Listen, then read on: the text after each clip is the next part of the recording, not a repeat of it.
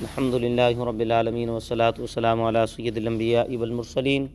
وعلی آلہ وصحبہ اجمعین، اما بعد فاعوذ باللہ من الشیطان الرجیم،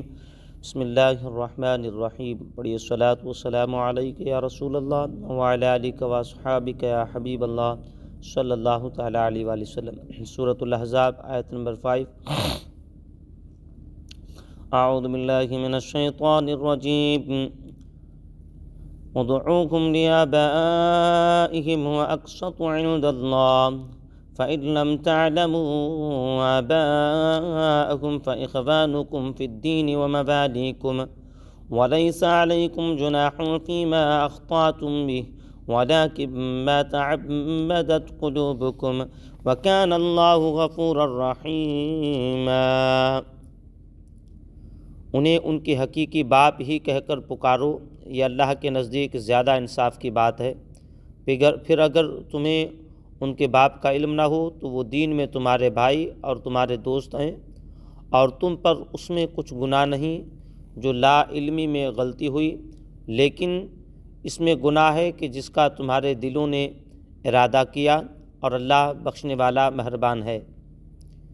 اس سے پہلی آیات میں لے پالک بچے کو پالنے والوں کا بیٹا قرار دینے سے منع کیا گیا، اور اس آیت میں یہ فرمایا جا رہا ہے کہ تم ان بچوں کو ان کے حقیقی باپ ہی کی طرف منسوب کر کے پکارو، یہ اللہ تعالیٰ کے نزدیک زیادہ انصاف کی بات ہے۔ پھر اگر تمہیں ان کے باپ کا علم نہ ہوا ہو اور اس وجہ سے تم انہیں ان کے باپوں کی طرف منسوب نہ کر سکو تو وہ تمہارے دینی بھائی اور دوست ہیں، اور انسانیت کے ناطے تمہارے چچا زاد ہیں، تو تم انہیں اپنا بھائی یا اے بھائی کہو، اور جس کے لے پالک ہیں اس کا بیٹا نہ کہو، اور ممانعت کا حکم آنے سے پہلے تم نے جو لا علمی میں لے پالکوں کو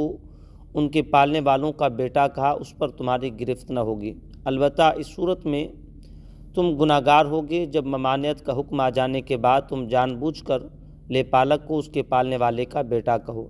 اللہ تعالیٰ کی شان یہ ہے کہ وہ بخشنے والا مہربان ہے، اس لیے وہ غلطی سے ایسا ہو جانے پر گرفت نہیں فرماتا، اور جس نے جان بوجھ کر ایسا کیا ہو اس کی توبہ قبول فرماتا ہے۔ بچہ گود لینا جائز ہے، لیکن یہ یاد رہے کہ گود میں لینے والا عام بول چال میں یا کاغذات وغیرہ میں اس کے حقیقی طور پر اپنا نام استعمال نہیں کر سکتا، بلکہ سب جگہ حقیقی باپ کی طور پر اس بچے کی اصل والد ہی کا نام استعمال ہوگا، اور اگر اصل باپ کا نام معلوم نہیں تو اس کی معلومات کروا کر باپ کے طور پر حقیقی باپ کا نام لکھنا ہوگا، جو ہے حقیقی باپ کی جگہ اس دوسرے کا نام استعمال نہیں ہو سکتا، اور اگر کوشش کے باوجود کسی طرح اس کے اصلی باپ کا نام معلوم نہ ہو سکے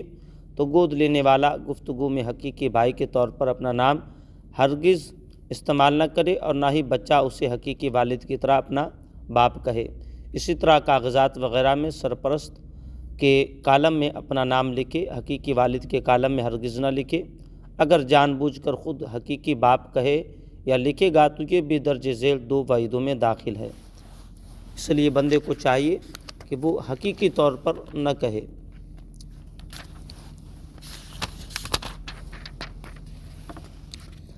النبی اولیٰ بالمؤمنین من انفسهم ازواجہ امہاتہم وَأُولُو الْأَرْحَامِ بَعْضُهُمْ أَوْلَىٰ بِبَعْضٍ فِي كِتَابِ اللَّهِ مِنَ الْمُؤْمِنِينَ وَالْمُهَاجِرِينَ إِلَّا أَن تَفْعَلُوا إِلَىٰ أَوْلِيَائِكُمْ مَعْرُوفًا كَانَ ذَلِكَ فِي الْكِتَابِ مَسْطُورًا۔ یہ نبی مسلمانوں کے ان کی جانوں سے زیادہ مالک ہیں، اور ان کی بیویاں ان کی مائیں ہیں، اور مومنوں اور مہاجروں سے زیادہ اللہ کی کتاب میں رشتہ دار ایک دوسرے سے زیادہ قریب ہیں، مگر یہ کہ تم اپنے دوستوں پر احسان کرو، یہ کتاب میں لکھا ہوا ہے۔ اولا کے معنی ہیں زیادہ مالک، زیادہ قریب، زیادہ حقدار، یہاں تینوں معنی درست ہیں، اور اس آیت کا ایک معنی یہ کہ دنیا اور دین کے تمام امور میں نبی کریم صلی اللہ علیہ وسلم کا حکم مسلمانوں پر نافذ اور آپ کی اطاعت واجب ہے، اور آپ کے حکم کے مقابلے میں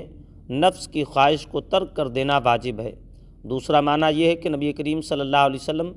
مومنین پر ان کی جانوں سے زیادہ نرمی، رحمت اور لطف و کرم فرماتے ہیں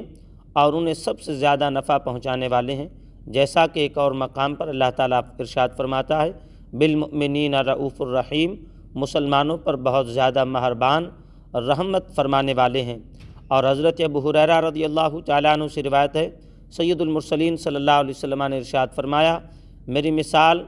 اور لوگوں کی مثال ایسی ہے جیسے کسی شخص نے آگ جلائی، جب اس نے اپنے ماحول کو روشن کیا تو پروانے اور آگ میں گرنے والے کیڑے اس میں گرنا شروع ہو گئے، تو وہ آدمی انہیں آگ سے ہٹانے لگا، لیکن وہ اس پر غالب آ کر آگ میں ہی گرتے رہے، پس میں کمر سے پکڑ کر تمہیں آگ سے کھینچ رہا ہوں اور تم ہو کہ اس میں گرتے جا رہے ہو۔ امام مجاہد رضی اللہ تعالیٰ عنہ فرماتے ہیں تمام انبیاء کرام علیہم السلام اپنی امت کے باپ ہوتے ہیں، اور اسی رشتے سے مسلمان آپس میں بھائی کہلاتے ہیں کہ وہ اپنے نبی کی دینی اولاد ہیں۔ نبی کریم صلی اللہ علیہ وسلم کے ہم سب دینی اولاد ہیں۔ امام اہل سنت فرماتے ہیں سچی کامل مالکیت وہ ہے کہ جان و جسم سب کو محیط اور جن و بشر سب کو شامل ہے، یعنی اولا تصرف کرنے کا ایسا مالک ہونا کہ اس کے حضور کسی کو اپنی جان کا بھی اصلاً اختیار نہ ہو۔ یہ مالکیت حقہ صادقہ محیط شاملہ تامہ کاملہ حضور پر نور مالک الناس صلی اللہ تعالیٰ علیہ وآلہ وسلم کو بخلافت کبریٰ حضرت کبریاء عز و جل تمام جہانوں پر حاصل ہے۔ قال اللہ تعالیٰ النبی اولیٰ بالمؤمنین من انفسہم، نبی زیادہ والی مالک و مختار ہے تمام اہل ایمان کا خود ان کی جانوں سے بھی۔ وقال اللہ تبارک و تعالیٰ، اور اللہ تبارک و تعالیٰ نے فرمایا وما کان لمؤمن ولا مؤمنۃ اذا قضى اللہ ورسولہ امرا ان یکون لهم الخیرۃ من امرہم ومن یعص اللہ ورسولہ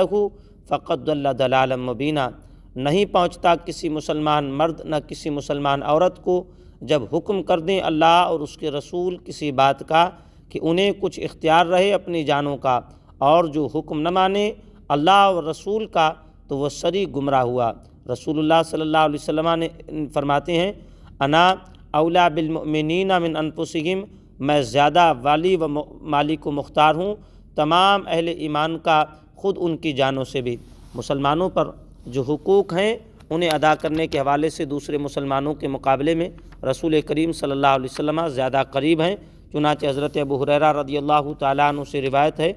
کہ سید المرسلین صلی اللہ علیہ وسلم نے ارشاد فرمایا میں دنیا اور آخرت میں ہر مومن کا سب سے زیادہ قریبی ہوں، اگر تم چاہو تو یہ آیت پڑھ لو النبی اولیٰ بالمؤمنین من انفسہم، یہ نبی ایمان والوں سے ان کی جانوں کی نسبت زیادہ قریب ہیں۔ تو جس مسلمان کا انتقال ہو جائے اور مال چھوڑے تو وہ اس کے عصبہ یعنی وارثوں کا ہے، اور جو قرض یا بال بچے چھوڑ جائے تو وہ میرے پاس آئیں کہ میں ان کا مددگار ہوں۔ یہ نبی کریم صلی اللہ تعالیٰ علیہ وآلہ وسلم کی حدیث پاک بھی ہے۔ اس آیت کی مزید آگے جو ہے تفسیر بھی ہے، انشاءاللہ وہ کل بیان کی جائے گی۔ اللہ تبارک و تعالیٰ ہم سب کو نبی کریم صلی اللہ تعالیٰ علیہ وآلہ وسلم کی سچی محبت نصیب فرمائے، اور آقا کریم صلی اللہ تعالیٰ علیہ وآلہ وسلم جس طرح ہمارے والدین اور ہم سب سے ہماری جانوں سے بھی زیادہ ہمارے مالک ہیں، اللہ تبارک و تعالیٰ اسی حق کے مطابق ہمیں نبی کریم صلی اللہ علیہ وسلم کی اطاعت کرنے کی توفیق نصیب فرمائے۔ حضور علیہ السلام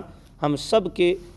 سب جو ہیں حضور علیہ الصلوۃ والتسلیم کی دینی اولاد ہیں، اور حضور علیہ الصلوۃ والتسلیم دین کی طرف سے ہم سب کے باپ ہیں اور ہماری جانوں سے بھی زیادہ ہمارے مالک ہیں۔ اللہ تبارک و تعالیٰ ہمیں محبت کرنے کی توفیق نصیب فرمائے، آمین، بجاہ النبی الامین صلی اللہ تعالیٰ علیہ وآلہ وسلم۔